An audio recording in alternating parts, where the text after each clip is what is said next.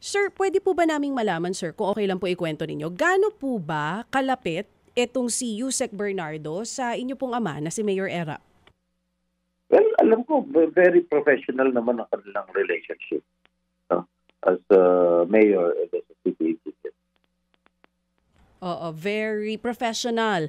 Kasi nung pong nanumpa itong si Yusek Bernardo sa DPWH, kasama din po si dating Mayor Erap Estrada. Well, totoo yan na naging witness si aking ama, si dating Pangulong Estrada sa oath-taking ni Yusek Bernardo. Siyempre, kahit paano, proud din ng aking ama na na-promote yung kanya city engineer bilang undersecretary ng DPWH. Pero wala pong personal relationship, professional relationship lang po ito. Professional relationship, no. Ano po ulit? Sorry po, Senator. Professional relationship. Sir, bukod po dun sa picture sa Soler, meron din po isang picture kung saan kasama nyo naman po dito si Yusek Bernardo. May isang event po na kasama nyo siya. Nakita nyo na po ba itong litrato ngayon circulating online? Hindi ko pa nakikita. Kayo po ba? Alam ko si Bernardo dahil siya naging city engineer ng aking ama nung mayor sa Manila.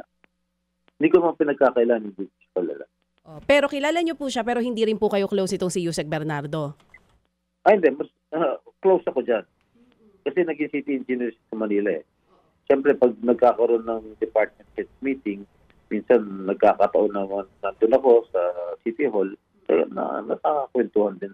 Nakakakwentuhan ko rin yung mga department heads ng City of Manila noong araw.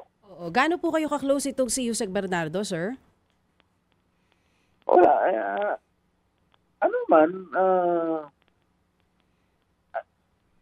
Maraming definition ang close friends eh. Basta malapit ako sa kanya. Mga kapatid, brothers and sisters, saan ka pa? Dito na tayo sa totoo. Dito na tayo sa True FM. Mga kapatid, mag-subscribe and follow po kayo sa social media accounts ng True Network PH. Yan po kami. Hanapin nyo lang True Network PH, Facebook, Instagram, YouTube, TikTok, and podcast. Mapa Apple or Spotify man yan, mahahanap nyo kami. Lahat ng mga napapanood at napapakinggan nyo po sa programa, nasa social media accounts namin yan. So, paano mga kapatid? See you sa social media!